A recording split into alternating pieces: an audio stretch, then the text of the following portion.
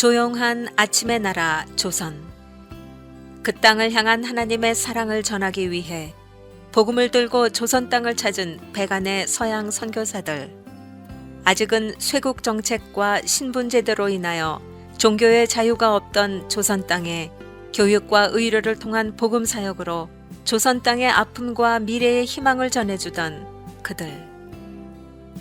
나라를 잃은 조선 백성을 위해 목숨을 걸고 일제에 저항하며 3.1운동의 배후 혹은 조력자였던 그들. 목숨을 위해 신사참배를 강행하던 조선 땅에 진리를 위해 신사참배를 거부했던 그들. 조선 땅에 복음을 전하기 위해 자신의 목숨을 돌보지 않고 땅 끝까지, 그리고 한 생명이라도, 그리고 모두가 버린 나병 환자까지 끌어안은 그들. 아버지를 이어 4대가 한국 땅을 섬기던 그들. 약혼자의 죽음을 이어 조선 땅에서 버려진 고아와 과부를 돌보던 그들. 간호사를 양성하며 조선 땅에 보건 증진을 해온 그들. 한국의 생명을 전한 위대한 선교사 50인의 이야기를 만나보십니다. 만일 나에게 줄 수 있는 1000개의 생명이 있다면 그 모두를 한국에 바치겠습니다. 나는 웨스트민스터 성당보다 한국 땅에 묻히기를 원하노라.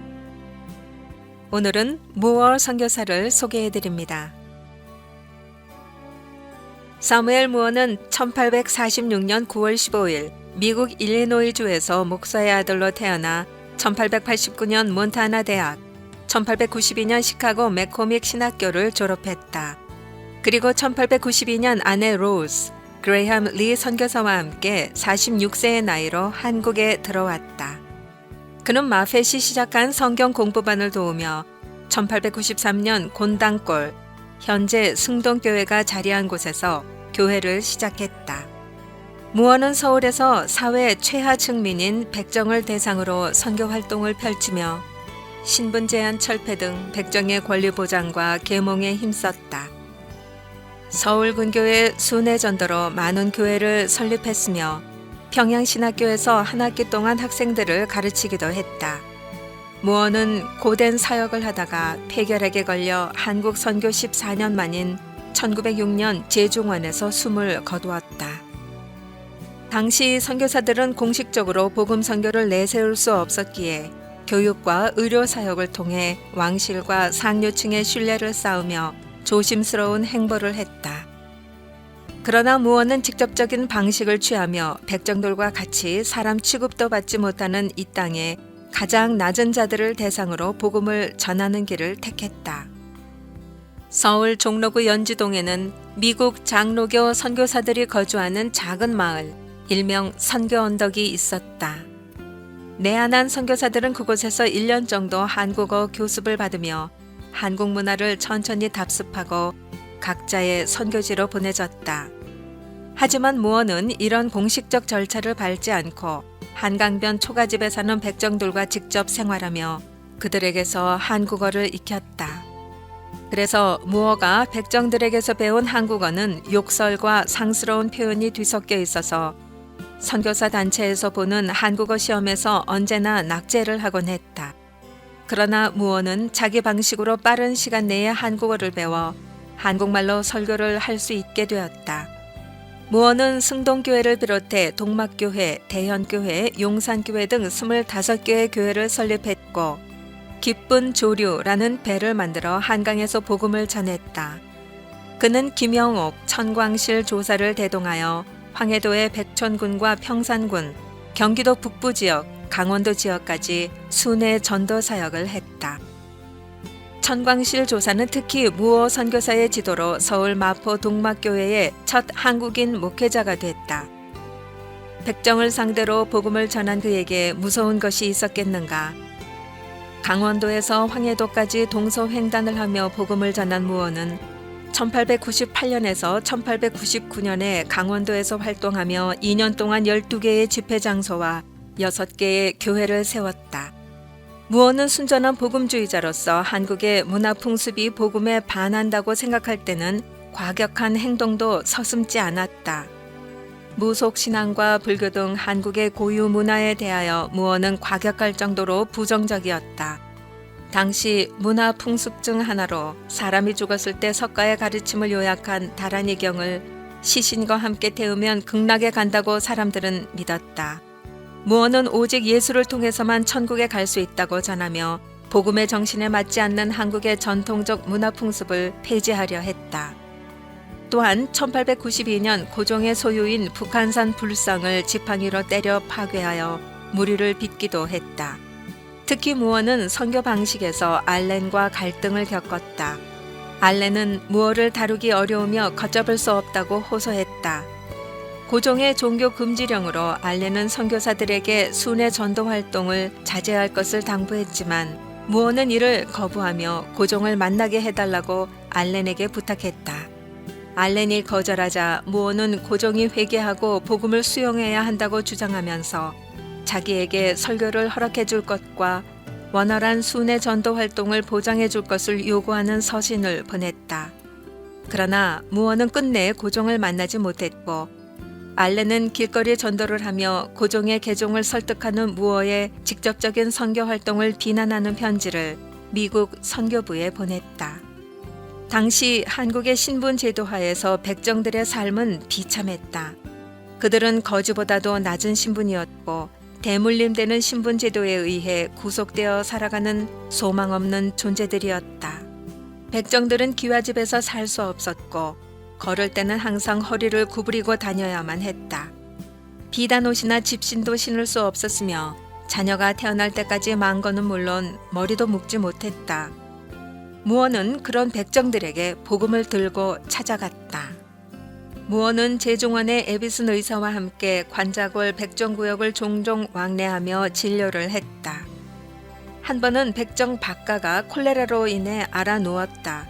박가의 아들 봉출이가 곤단골 교회에 출석하고 있었기에 이 소식을 들은 무어는 에비슨과 진료를 나섰다. 박가는 천민인 자신을 직접 왕진하러 온 선교사들, 특히 왕의 시의인 에비슨의 방문에 감동을 받았다. 치료를 받고 며칠 후 박가는 아들과 나란히 무어가 개척한 곤단골 교회에 출석을 하게 됐다. 이 박가는 훗날 백정 출신으로 장로가 되고 만민공동회 당시 개막 연설을 한 박성춘이다. 곧이어 박성춘은 곤단골 교회에서 백정 출신자로 세례를 받았다. 소식이 알려지면서 곤단골 교회의 양반들은 백정들만은 함께 예배드릴 수 없다며 박가의 교회 출입을 완강히 반대했다. 하지만 무어는 양반과 백정의 구분 없이 함께 예배드리는 교회를 꿈꾸었고 양반들의 주장은 복음 정신에 어긋나는 것이라며 그들을 설득했다.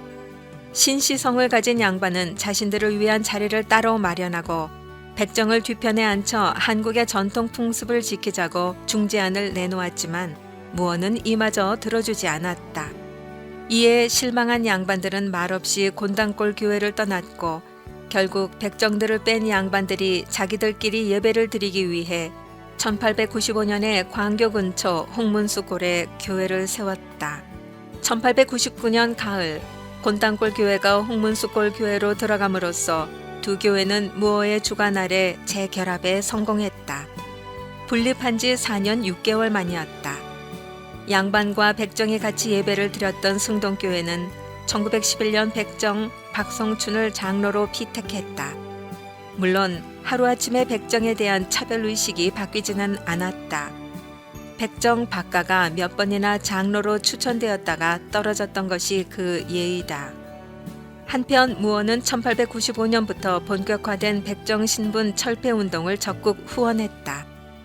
그해 4월 무어의 학교에서 교사로 일하던 최 선생은 박성춘을 도와 백정들에 대한 차별 대우를 개정해달라고 정부에 청원서를 제출했다. 물론 무어의 편지도 첨부되어 있었다.